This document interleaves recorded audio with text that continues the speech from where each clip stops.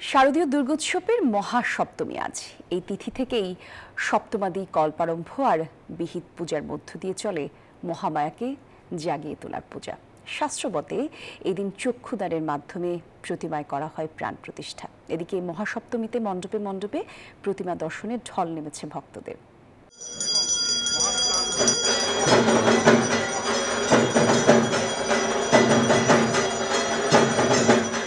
উলুধ্বনি আর ঢাকে মণ্ডপে জাগ্রত দেবী দুর্গা।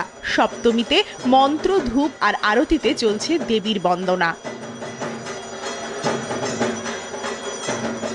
ষোড়শ উপাচারে দেবী দুর্গা পূজিত হলো, করা হলো চক্ষুদান। দেবী পেল আসন, দেবীকে পূজিত করছেন ভক্তরা। ভক্তদের আরাধনায় ভরপুর মণ্ডপ। দেবী দুর্গার চরণে দেওয়া হচ্ছে সুগন্ধি, পুষ্প, বস্ত্র।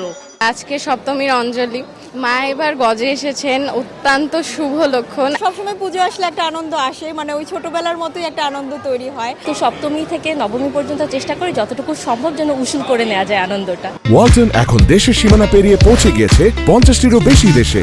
ওয়ালটন, ঘরে ঘরে বিশ্বজুড়ে। দুর্গোৎসবের আনন্দ যেন শুরু হলো সপ্তমীর দিন থেকে। প্রাণ ভরে দুর্গা মাকে ভক্তি দিচ্ছেন ভক্তরা। চলছে দুর্গার অন্নভোগ।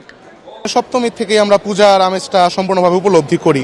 মা দুর্গা বাপের বাড়ি আসেন, তো মেয়েদের মধ্যে একটা আলাদাই একটা আনন্দ কাজ করে। মা আমাদেরকে শান্তি বর্ষণ করে, আমরা যেন আবার শান্তিতে বসবাস করতে পারি। আমরা পূজার শুরু থেকেই সব স্বাভাবিকভাবেই উদযাপন করতে পারছি, এটাই আমাদের বড় পাওয়া। পুজো শেষে পুরোহিত জানান দেবীকে মহাস্নান দেওয়া হয়েছে, প্রবেশ হয়েছে নবপত্রিকা এবং দুর্গোৎসবের মূল পুজোর আয়োজন আজকে থেকেই শুরু। আজকের এই যে আরাধনা, এটি শুরু হলো, এটি পর্যায়ক্রমিকভাবেই চলবে।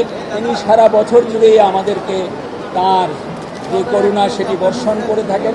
একটি আনুষ্ঠানিক যে তার কাছে নিবেদন, সেই নিবেদনের প্রথম দিন হচ্ছে আজ। সপ্তমীর এই দিনে মৃন্ময়ী থেকে চিন্ময়ী হয়ে ওঠেন দেবী। মহাসপ্তমীর পুণ্যতিথিতে উমার আশীর্বাদে আনন্দ খুশিতে ভরে উঠুক এই ধরা, এমনটাই কামনা করছেন সকলে।